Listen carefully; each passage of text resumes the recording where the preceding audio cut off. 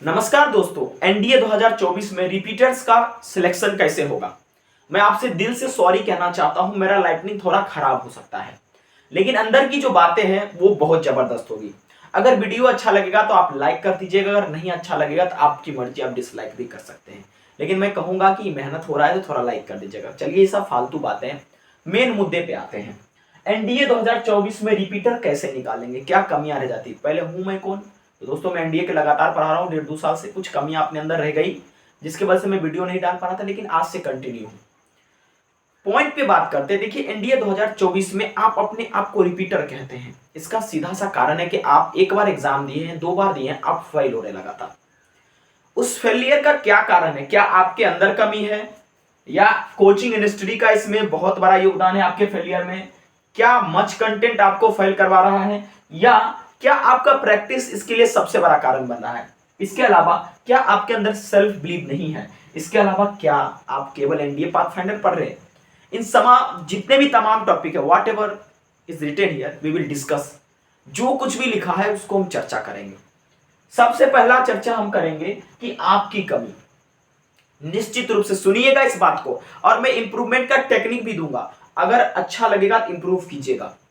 आपके अंदर में क्या कमियां रहेंगी जिससे आपका सिलेक्शन नहीं हुआ। तो सबसे पहले आप खुद ये बात जानते होंगे, जब आप पेपर देकर आए होंगे तो आप उसी समय जो है अपना स्कोर पता चल गया होगा कि हम पास करेंगे या नहीं करेंगे। हम लोग भी जैसे पेपर देते थे तो हम लोगों को पता चल जाता यार इसमें मेरा सिलेक्शन अब नहीं होगा, तो हम लोग फिर उसी तरह से तैयारी करते थे। लेकिन धीरे धीरे समझ में आया यार बात तो कुछ और है, कहानी तो कुछ और बन रही है। तो आप सबसे पहले एक काम कीजिए, अपनी कमियों को ढूंढिए। जो पेपर आपने दिया है उसमें जिस क्षेत्र में आपने लेख किया है उस पर काम कीजिए, और वो क्या कमी है मैं वो भी बताने वाला हूं। चलिए सुनिएगा एक एग्जांपल से। मान लीजिए मैंने मैथ का पेपर दिया। मैथ के पेपर में मैं जो कुछ भी सवाल सर से पढ़ा था या मैं जो कुछ भी कंटेंट पढ़ा वो नहीं आया, या मेरा दिमाग ने काम किया, या बहुत सारा रीजन होता जिसकी वजह से मेरा मैथ खराब हो गया। तो ये हुई आपकी कमी। अब इस कमी को इंप्रूव कैसे करेंगे और इस पे वर्क कैसे किया जाएगा। देखिए इस कमी को इंप्रूव करने का सिंपल सा टेक्निक है कि आप आराम से बैठिए और आज सुनिएगा। आज जो मैं बता रहा हूं, एक मैथ का पेपर निकालिए यूपीएससी के वेबसाइट से, एनडीए का। उस पेपर को उसी 2.5 घंटा के पीरियड में आप बिना किसी डिस्ट्रप्शन के, बिना किसी प्रॉब्लम का दीजिए। अपना स्कोर चेक कीजिए, आपको फिर दोबारा पता चलेगा कि आपके अंदर क्या कमी है। आप उस कमी को नोट डाउन कीजिए, प्रत्येक दिन उस कमी पर वीडियो लेक्चर के साथ वर्क करना शुरू कीजिए। ये काम आपको सप्ताह में कम से कम 2 से 3 दिन करना है, क्योंकि आप एक रिपीटर है और मैं उम्मीद नहीं, भरोसा करूंगा कि आपका सिलेबस कंप्लीट होगा। ठीक है, अगर सिलेबस कंप्लीट नहीं हुआ होगा तो you are not repeater, you are fresher, will remain fresher for long time. समझिएगा इस बात को। आपको सप्ताह में 2 से 3 दिन कम से कम टेस्ट देना, जो भी कमी है उसको इंप्रूव करते जाना है।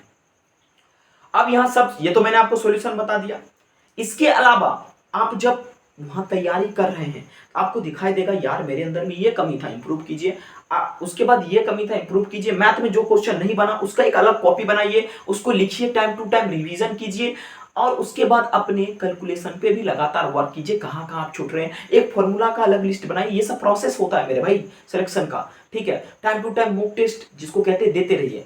इसके बाद अपने आप से ऑनेस्ट रहिए। अब यहां पर प्रश्न ये जगता है कि सर मेरा सिलेक्शन नहीं हुआ, क्या इस सिलेक्शन में किसी कोचिंग इंडस्ट्री का जो है दोस्तों योगदान है। देखिए आपको मैं बताता हूं, आपके डिस्क्वालिफिकेशन या क्वालिफिकेशन में, आपके एग्जाम को क्रैक करने में, रिकमेंडेशन में कोचिंग इंडस्ट्री का भी बड़ा योगदान होता है। जी हाँ दोस्तों, आप देखिए बहुत 2 तरह के कोचिंग इंडस्ट्री है। एक तो वो है जो भारी भारी सवाल करके आपको पागल करते रहते हैं हर एक क्षेत्र में, वो उसको मैं टोटल पागल ही कहता हूं, कुछ मैं नहीं कहता हूं। ठीक है, और दूसरा वो है जो प्रीवियस ईयर क्वेश्चन ओरिएंटेड आपको पढ़ाते हैं। अगर आप भारी भारी के पीछे गए तो जीवन भर आप भारी बन के रहिएगा, सिलेक्शन तो नहीं होगा। आप अगर प्रीवियस ईयर क्वेश्चन वाले टीचर के पास पढ़ रहे हैं तो आपका फिर क्यों नहीं हुआ। यही सारी कमी कि आपने प्रीवियस ईयर पे वर्क नहीं किया, आपने सही से नहीं देखा, ये सारी चीजें आपके साथ हुई। तो आपको मैं बता रहा हूं कि कोचिंग आपको दोबारा लेने की जरूरत नहीं है। अब मान लीजिए कि आपको सिलेक्शन नहीं हुआ, जैसे ही सिलेक्शन नहीं हुआ अब एक बड़ा सा होर्डिंग निकलेगा और उसमें ये लिखा रहेगा कि जो बच्चों का सिलेक्शन नहीं हुआ है वो नया बैच ले, नया बैच में एक नए तरीके से पढ़ाएंगे। मेरे भाई अगर पुराना बैच में तुमने अल्फा पढ़ा, इसमें तुम जो है हेमा मालिनी तो नहीं पढ़ोगे, इसमें भी है अल्फा ही पढ़ोगे, फिर चीजें तो वही रिपीट होगी और तुम जो है बेवकूफ बनते रहोगे। समझ रहे हो बात को ना? ठीक है, तो आपको क्या करना है, तो क्या बताना चाहते हो, आपको करना क्या है भाई? देखो, कोचिंग लेने की कोई आवश्यकता नहीं। एक बार तुम रिपीटर हो मेरे दोस्त, तुम मैथ को पढ़ चुके हो, तुम अपने प्रीवियस ईयर पे मेरे भाई वर्क करो, प्रीवियस ईयर क्वेश्चन को माँ बाप समझो, इसी को बहुत बढ़िया से बनाओ, गारंटी देता हूं इसी आधार पे मैथ में क्वेश्चन पूछे जाएंगे, आपके सिलेक्शन के लिए काफी होगा। जो भी टीचर पीवाईक्यू पर विशेष ध्यान देता है उसको प्रणाम करो और उन्हीं से बार बार पढ़ो, और अपनी हर एक कमी पर वर्क करते रहो, और कोचिंग के चक्कर में मत आओ। एक बार कोर्स ले चुके हो उसी पर वर्क करो, यूट्यूब पर वीडियो खंगालो, उससे नोट्स बनाओ, खुद का सेल्फ नोट्स होना चाहिए, ये सारी चीज करो रिपीटर हो तो, ठीक है?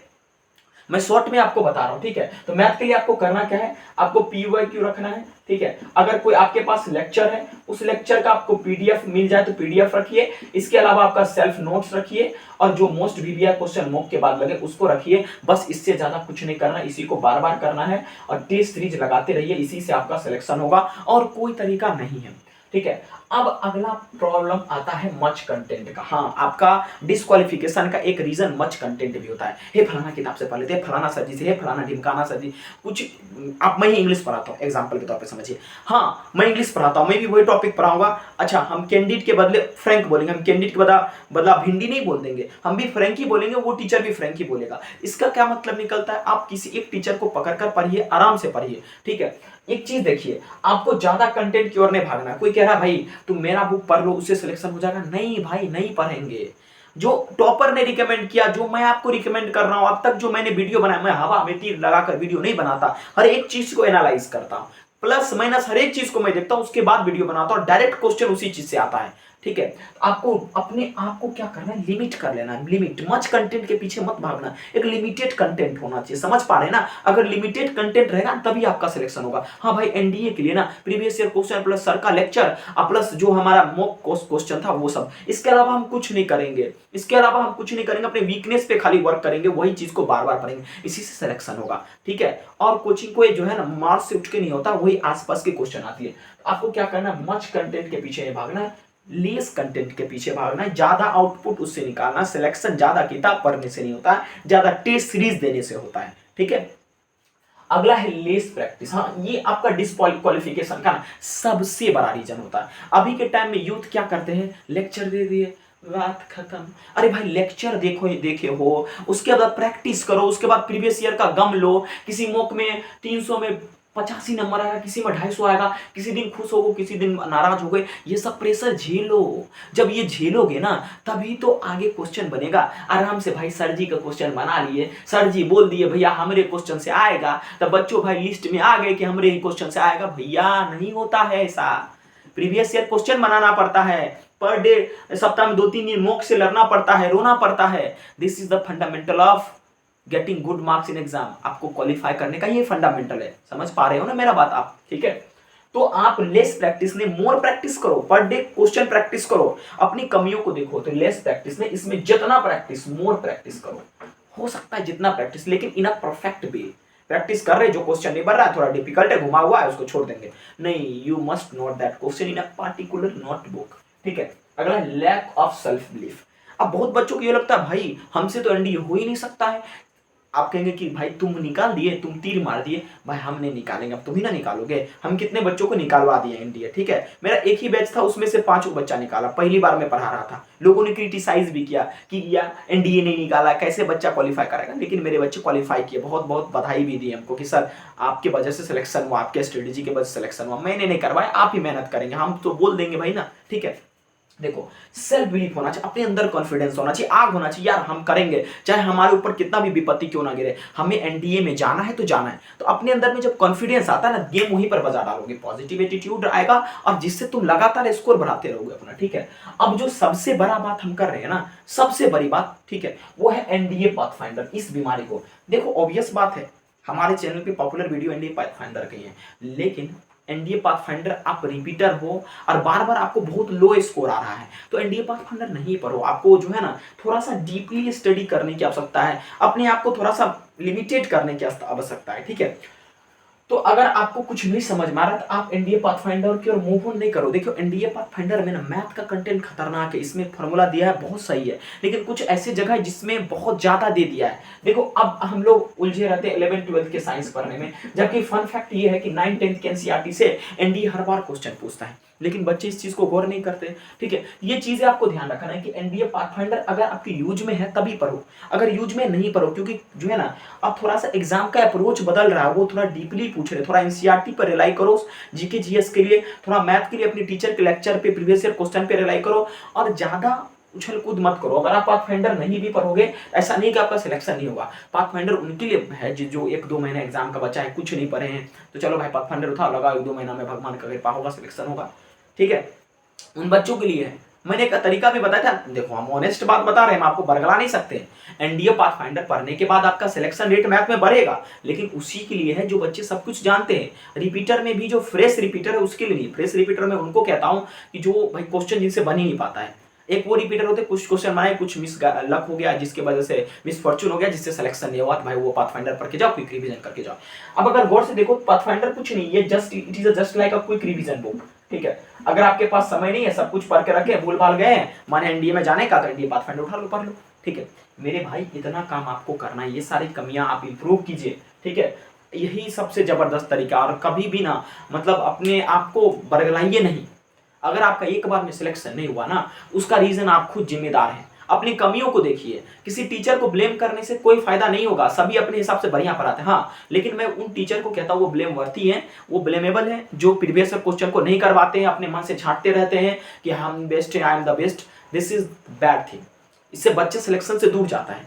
ठीक है, हमको यहाँ पर मैथमेटिशियन नहीं बना, हमें एनडीए में जाना है। अगर मैथमेटिशियन बनना रहता तो जेईई मेंस करते, एडवांस करते, बहुत सारे रिसोर्सेस है। ठीक है, मैथमेटिकल ओलंपियाड देते, तो एनडीए में क्या कर रहे होते। तो इस चीज को टीचर को भी समझना होगा। ठीक है, स्टूडेंट के साथ साथ हम भी एक टीचर है, इंग्लिश पढ़ाते हैं, मैथ भी पढ़ाते हैं, लेकिन हम इस बात को समझे कि भाई लिमिटेड बच्चों को रखिए ताकि वो सिलेक्शन तक पहुंच सके। ये चीजें हैं, आप ज्यादा उछल कूद न करो नया बैच की और मत भागो। आपने जिस टीचर से जो पढ़ रखा है, चाहे वो टीचर कोई भी है, प्रीवियस ईयर करा रहे हैं, तो वो बेस्ट है, एनडीए निकाले तब पर भी है, नहीं निकाले तब पर भी है। इस सोच से मत जाना कि फलाना सर जी एनडीए निकाले, इससे पढ़ेंगे तभी सिलेक्शन होगा। जिसने एनडीए नहीं भी निकाला उसके पास धड़ल्ले बच्चों का सिलेक्शन होता है। वो डिपेंड करता है कि टीचर कैसा है। ठीक है, ये चीजें आपको ध्यान में रखना होगा, अपनी कमियों को देखिए, यही रिपीटर के लिए सलाह होगा। अगर आप बुक लिस्ट कहेंगे तो मैं उसके लिए भी आपके साथ राजी हूँ, तैयार हूँ। एक बार हमको फॉलो करके देखिए, निश्चित रूप से आपका सिलेक्शन होगा।